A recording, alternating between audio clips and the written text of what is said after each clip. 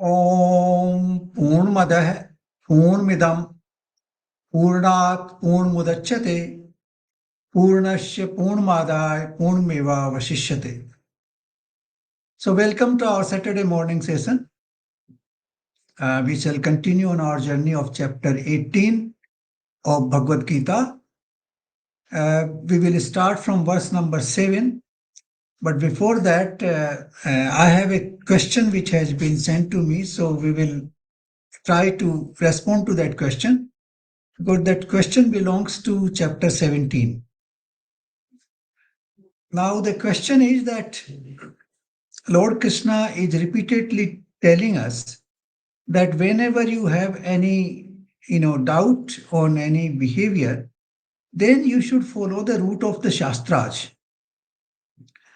If we continue to follow that kind of route, then how do we confront or tackle the modern problems of modern era? Now, this is a very, interesting question, that how do we tackle the problem of modern era with the prescriptions which was, prescribed by thousands of years back by our saints. Now, there are many things in it to begin with. Firstly, we saw the chapter number 15, where Lord Krishna said that this whole sansar, this whole world is like a tree where the roots are up and the branches down. Now, in that, it is very clear that the roots of the tree are tied with the Supreme. They originate from the Supreme, and then they continue to grow downwards in the form of branches. So as we come down, we become actually farther and farther away from the Supreme. So there's a dilution, there's a depreciation of the goodness when we continue to go down. That is one example. The second example, let us take an example of a river. Now, for example, Ganga river. At Gangotri, it is in the purest form. As it goes further and further and further, a lot of impurities keep coming into the river. And by the time it meets the sea in Ganga Sagar, it becomes quite impure. So the impurities keep increasing. So is the case of human being. Like a child is very, innocent in the beginning, and then slowly we become clever and more clever and cunning, and we start behaving in a very different fashion. So all this cunningness, cleverness, all this is added over time. So the first thing is that the purity of things remain in the original form. Then it dilutes. So the original message of the saints, which is based on their what you call drashta, on what they saw in the form of mantras or in the form in their union with the Supreme, that original version is the purest version, and therefore we should follow that version. That is very, very important. Secondly, we should leave aside the concept of reforming others. I think if we try to reform others, we will forget our own weaknesses. Reforming others imply that you are superior and others are inferior. That is first thing which happens when you try to reform others. Secondly, in that process, you forget about your own drawbacks and weaknesses, and you do not try to improve upon them, because you remain engaged in reforming others. And the fact is that we do not succeed in reforming others. We can reform ourselves. If we look at the life of some great people, for example, Gautam Buddha or Lord Krishna, they did not try to reform others, they reformed themselves, they presented themselves as an example. And that example is followed by thousands and millions of people over time. And then they become a sort of ideal version for the larger population, and the reform automatically happens. So those people who try to reform others, actually they engage in an exercise where reform is not either possible or it is almost, almost impossible. So this is another version that we should not overlook what our saints have said for centuries based on their practical experience. Then the next point is that since their words have traveled thousands of years in time, obviously they have traveled because they have withstood the test of time. They have been experienced and followed by millions and trillions of people over time, over thousands of years, and they have proved useful, and that is why they have survived. Otherwise, all those mantras and all those shastras would have disappeared by now. So this is how their utility is proved. So the fact is that we should not overlook what has been written by our saints in the past, that is based firstly based on their union with the Supreme. Secondly, it has withstood the test of time. Thirdly, we know that in the modern era, lot of impurities have come into human society, and these impurities are actually increasing, and therefore it is not easy to find a way to redress these impurities without improving one's own self. If we improve ourselves, then we set an example. Like even in a political leadership, for example, in India. Now, Prime Minister Modi has set an example by his own behavior, and that example has been followed by millions of people around the country and perhaps abroad as well. So that example sets a sort of uh, you know helps in transforming the society. The society gets transformed by the example set by some of the powerful people in the society. This is what Lord Krishna also said in the beginning, I think in chapter 2nd. He said to Arjuna that Arjuna, you occupy a higher position in the society. And if you behave like this, others will follow your example and they will also start behaving like this, which is not good for the society. So, this is why I thought I'll take up this issue that we must follow the scriptures because they are based on the real wisdom of our ancestors that has withstood the test of time, and they are relevant today as well. So now let's go to verse number 7.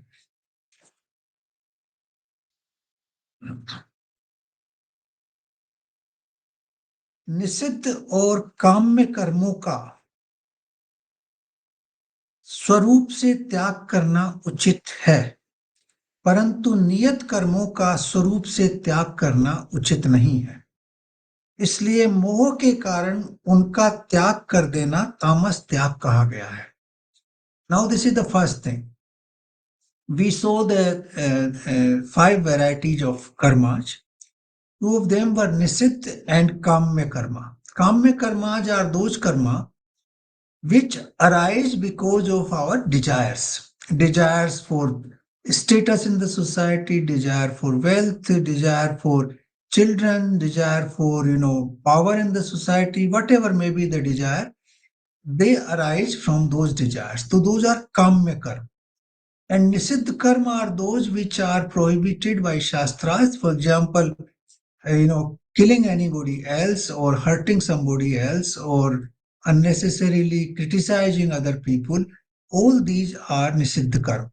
So it is said that these two varieties of karmas you can abandon. It is possible to leave these aside and not to indulge into these. But niyat karma, unko, those niyat karma you cannot abandon. They must be fulfilled, they must be acted upon. This is what Lord Krishna has emphasized in the previous chapters as well. And now again he says that Nobody in this world who has come in a form can completely get rid of karmas. He has to perform karma even for his own survival. And niyat karmas are those karmas which are actually defined by varnashram system. We know varnashram, that is the four varnas. Uh, we have Brahman, Kshatriya, Vaishya, and Sudra, and asanas, that is, you know, we have Brahmacharya ashram, we have Grastha ashram, we have Vanprastha ashram, and we have Sannyasa ashram. Now, the karmas are decided. Now, I would like to again clarify that the Varnashram system is not based on hierarchy. It is based on the quality of a person. Some people are, mentally very strong. They have higher intellect, and therefore they can do what we call intellectual work, and they are called Brahman. There are some people who are bodily very strong, and they can fight in case of a war. So those are Kshatriyas. They can fight to protect the society. The third one is the Vaishya. Those are those people who are good in trading, manufacturing, agriculture, those people who provide productivity and wealth to the society. They also provide employment to the society. So all these people perform that task. And the fourth one is those who are doing the remaining services which are necessary in the society. For example, we need handicrafts, we need paintings, we need mason, we need carpenter. All those services are needed in the society. So these are not in any way hierarchical, these are based on the qualities of a human being. So Lord Krishna here says that niyat karma, according to your capabilities, according to your innate qualities, you must perform the karmas which are, assigned to you. And then these karmas will also depend on in which uh, ashram you are. For example, the karmas of a brahmachari, that is a student up to age of 25, would be different than those of a person in grahastha ashram who is living in with the family. And the person who has lived with the family and he has performed all the activities of family life, he can share his experience with the rest of the society based on what he has done so far. So that is one prasthashram, that you are, before going to retire, you share your knowledge, your experience with the younger generation in the society. So these are the what you call niyat karm. Niyat karm are decided by two factors. One is the varna, second is in which stage of the life you are in. Based on that, your niyat karmas are decided, and you must perform those karmas. Here, if you try to abandon those karmas because of moha, because of attachment, then it is called tamas tyag. It is not sattvic, it is not rasic, it is tamas. Now, this is a direct reference to Arjun also. Arjun is trying to abandon his Kshatriya dharma because of moha. Moha is because he says he will have to kill his own gurus and his own family members and his pitamaya and others in a war, and therefore he should not fight that war. So if Lord Krishna is telling him that if you abandon your karma, अगर त्याग करेंगे अपने कर्मों का, if you are abandoning your karma because of this attachment, then it is actually tamasic tyag. So it is not good for you. So you see how Lord Krishna is telling him that don't get into this path of tamasic tyag, and you should perform your karma properly. And this so applies to each one of us in based on our varna and based on our stage of life. We should perform all the karmas which are required by us to be performed. For example, If you do not look after your children, if you do not look after your family, if you do not care for your brothers and sisters and your parents, then obviously that is what will be called abandoning your niyat karma, and which is not good. For whatever reason you do not perform those, then it will not be considered good. So you must perform those karmas. That is what Lord Krishna is saying. Now, verse number 8. जो कुछ कर्म है वह सब दुख स्वरूप ही है, ऐसा समझकर यदि कोई शारीरिक क्लेश से या भय से कर्तव्य कर्मों का त्याग कर दे, तो ऐसा त्याग राजस त्याग कहा जाता है. Now this is another thing you see, very interesting. If you feel that all these karmas are going to give you unhappiness, dukh swaroop hai, because all the karmas will have some results. So if you consider them as the source of pain and unhappiness, or you consider that this will lead to unnecessary conflict, or you are fearful of all that, and you abandon those karmas, then that is rajas tyag. Let me give you an example. For example, you do not look after your parents because you have a fear that maybe your, other family members, your spouse and your children will not, like those looked after. Now, because of that fear, if you abandon, then you are having a transactional relationship. That somewhere you want to gain something and somewhere you are losing something, and that is why it is called rajas tyag.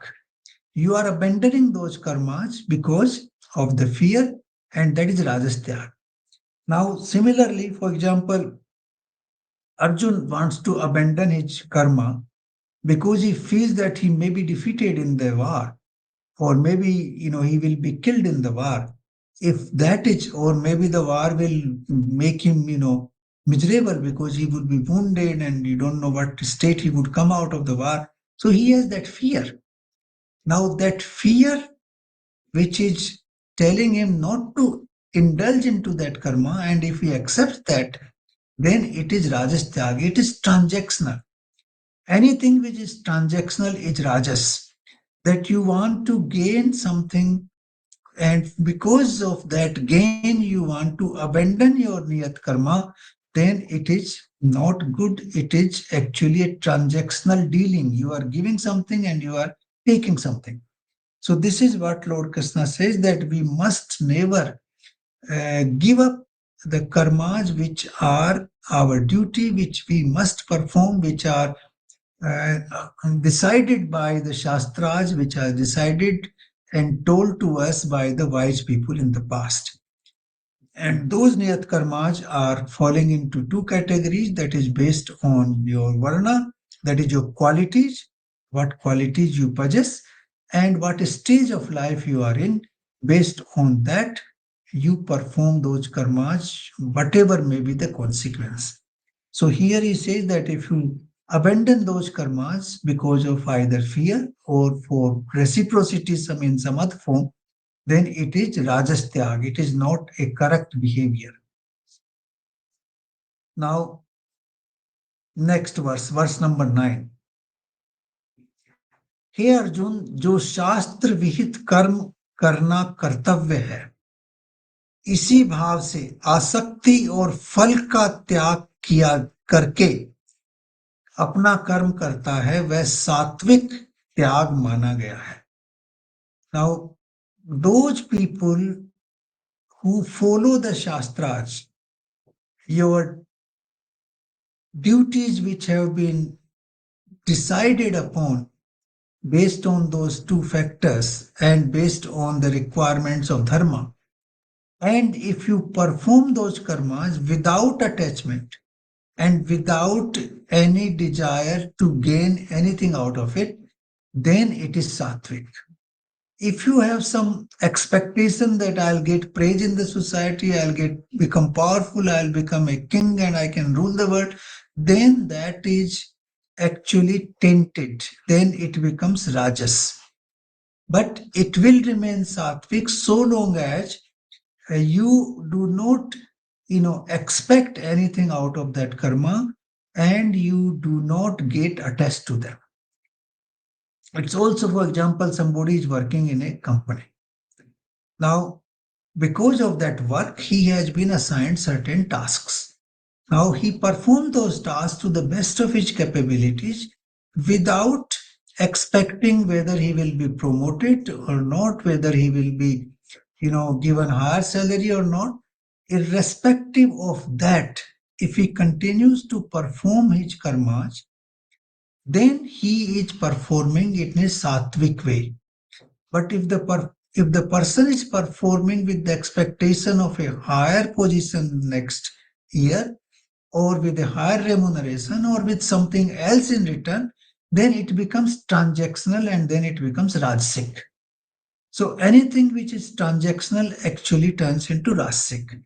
So a person who is working, in any job, and performing his karmas as his duty, that this is my duty, this has been assigned to me, and I must do to the best of my ability, then that karma will be sattvic karma.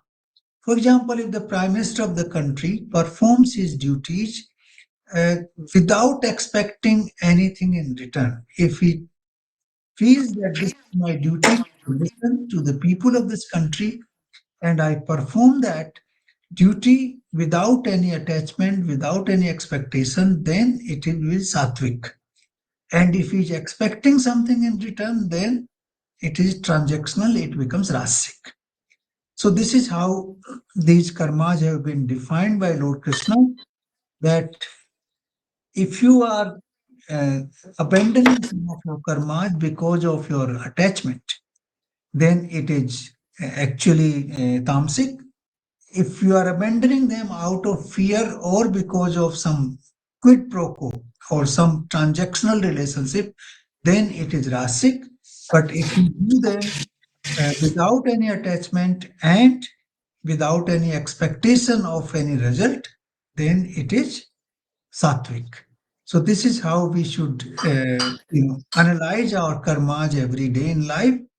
We should see that based on our situation in the society, what are my karmas as per the Shastras? What should I be doing?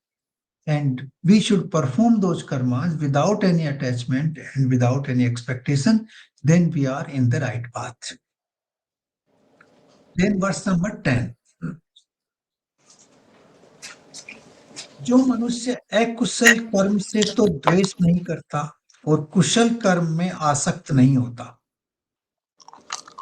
वह शुद्ध सत्व गुण से युक्त पुरुष, संशय रहित बुद्धिमान और सच्चा त्यागी है. Now he is emphasizing this part again here by giving an example that जो मनुष्य अकुशल कर्म से, well, that, if you have not been able to, if you don't like a particular task, for example, and you do not perform it properly, then that's not good, because sometimes you have to do unpleasant work also in the society if it has been assigned to you. Now, that work which has been assigned and you hate that work, then it is not sattvic. But if you do not hate that work, whatever work has been assigned, whether it is the cleaning of the house, or whether it is managing the house, or whether it is financial management, or whether it is, sales, whatever the task has been assigned to you, if you do it without any grudge, any dvesh nahi karta, or the work which is considered very high in the society, and if you get attached to that, that also is asakta, that's also attachment. So you are not hating the work which is considered menial, and you are not getting attached to the work which is considered a premium in the society, then your conduct is pavitra suddh, your conduct is absolutely right conduct. That is the we can call it dharmic conduct, the conduct which is governed by the righteous behavior. And such person is having no doubts, and he is wise, and he is the real what you call tyagi, sacha tyagi wahi hai. He is actually what you call uh, refraining from all kinds of enticement, attachment, and results. Then he is actually a real tyagi. He is the one who is performing his duty in the righteous way. So this is how he has emphasized this. But now I want to go back to chapter 3 to see how Lord Krishna has said these things earlier, also in chapter number 3. Now, let's see verse number 5 of chapter 3.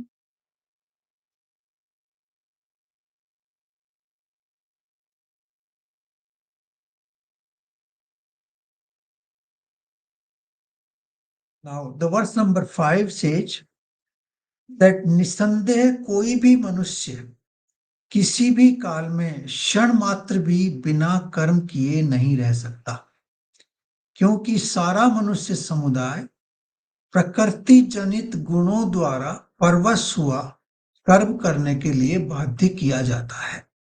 Now you cannot remain without action even for a moment in your life, because your self is attached with the prakriti, that is the five great elements which constitute your body and your senses and your mind and your intellect.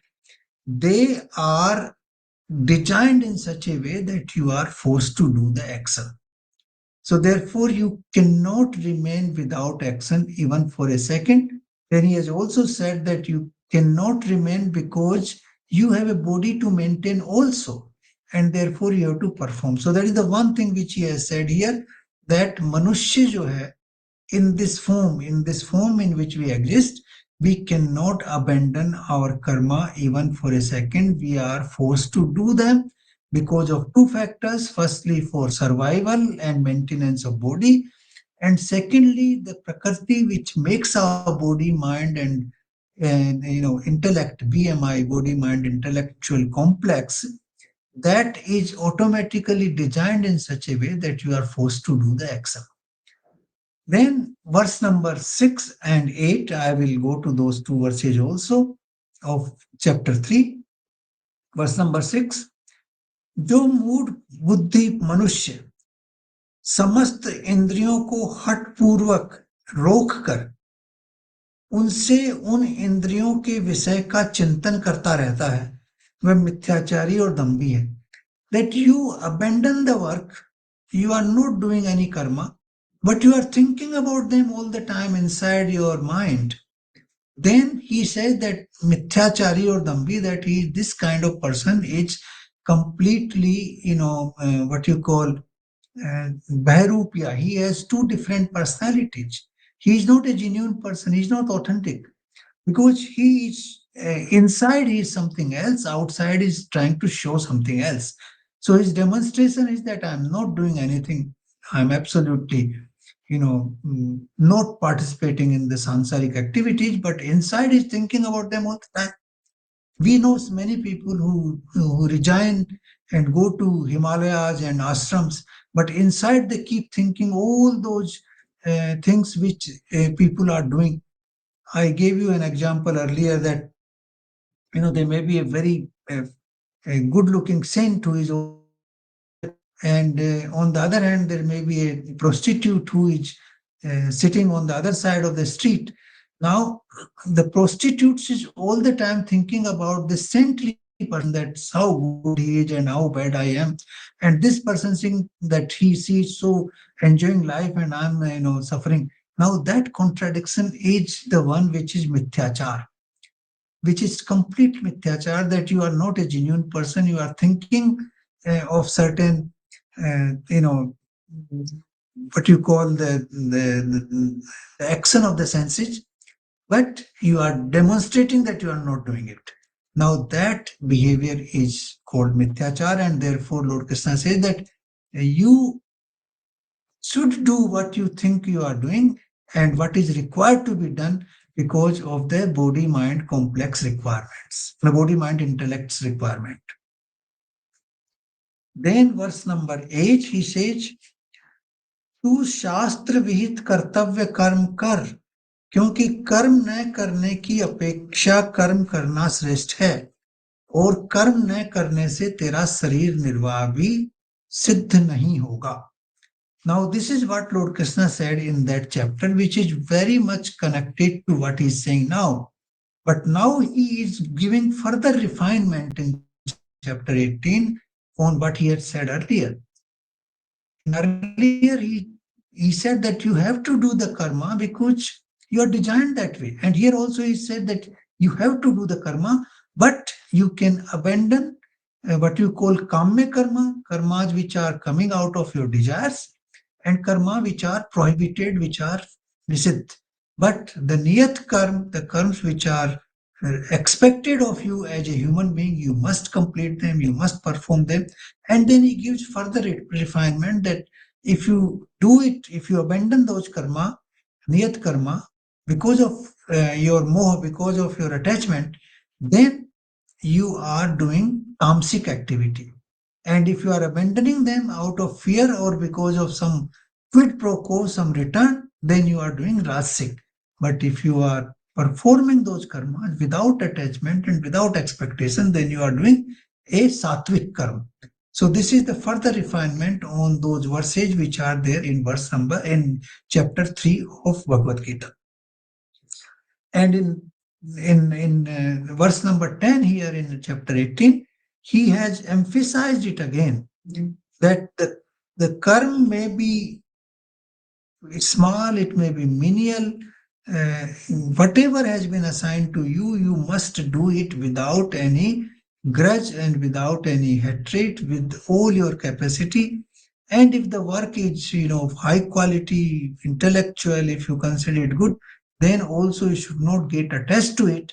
And if you remain somehow between those two variations, very often we are not, if somebody is given menial work, he hates it, he doesn't want to do it. And somebody who is discharging, work of a manager or intellectual task, he gets attached to it, he doesn't want to leave it. Now, those two things are not good, he says, because you should have somehow and you should be ready to discharge whatever work is assigned to you under those two conditions, that is Varna and ashram system.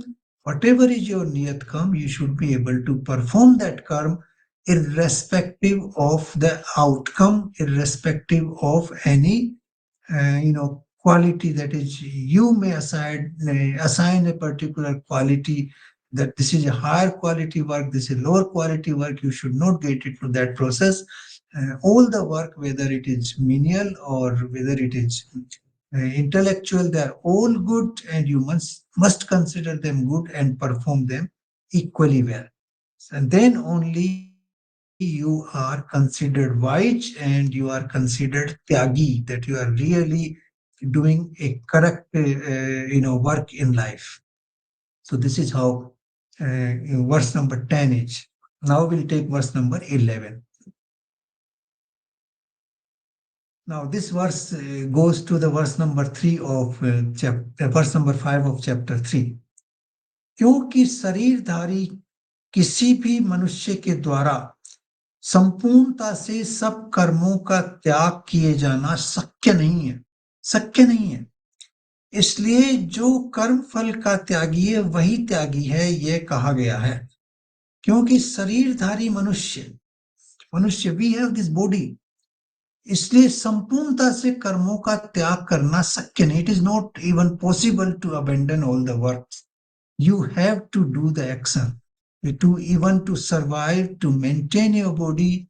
You have to sleep, you have to discharge the waste, you have to eat, you have to do some exercise, you have to perform certain essential activity just to maintain this body. And that is why he says that त्याग किए जाना शक्य नहीं है. The word which has been used is शक्य. nahi deh brata sakyam.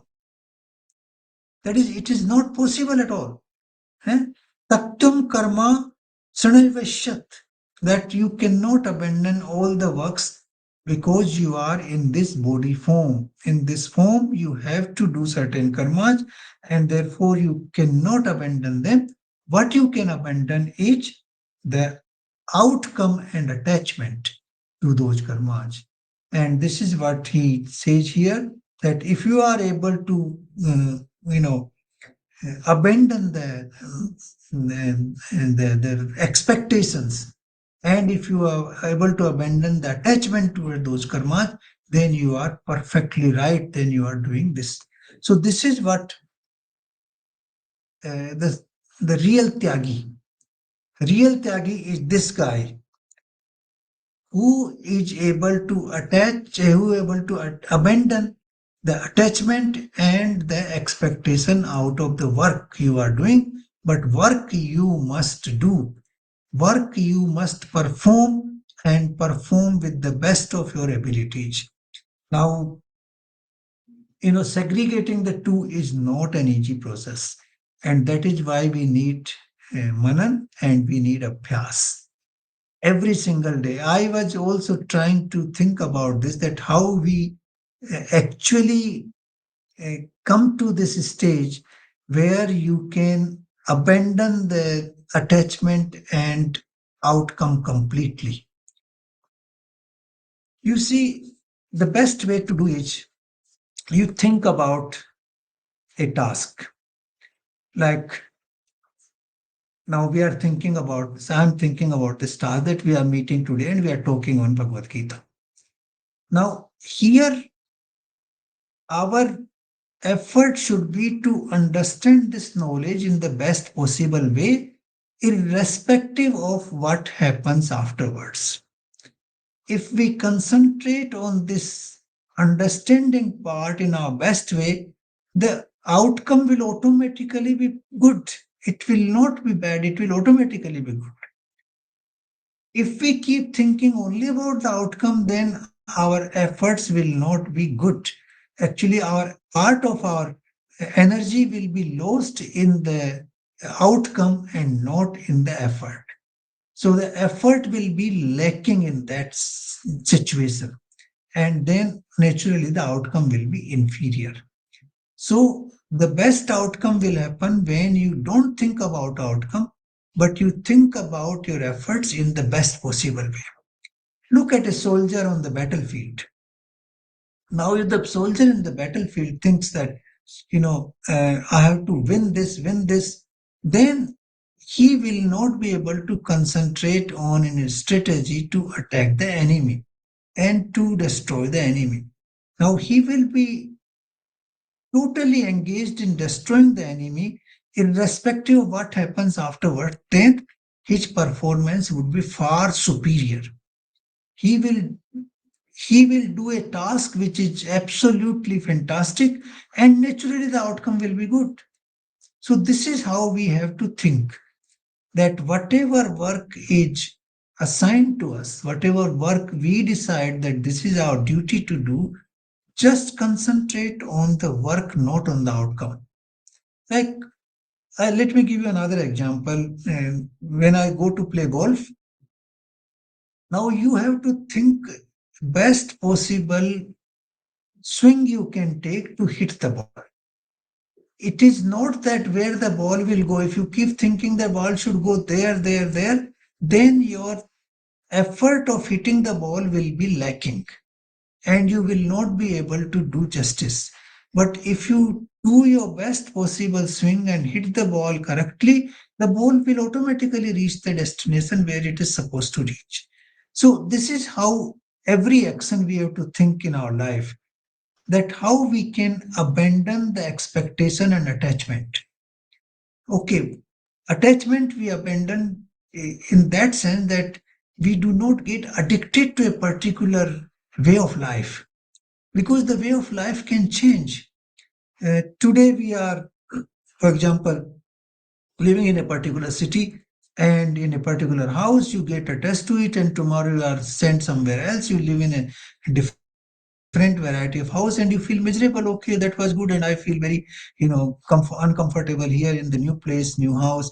Now, then automatically you are inviting uh, what you call unhappiness for yourself. So you should not get attached with whatever situation you are in. You should make best out of it and live in that situation as if this is your destiny. This is how you are supposed to live. So these two things, attachment and abandoning the desire for outcome, is possible when we try to meditate on this every day.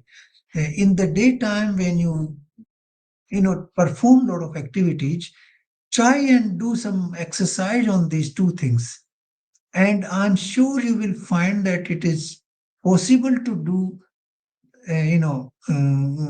to abandon the attachment as well as the expectation, and you will also find that your outcome, your results are much better in that situation.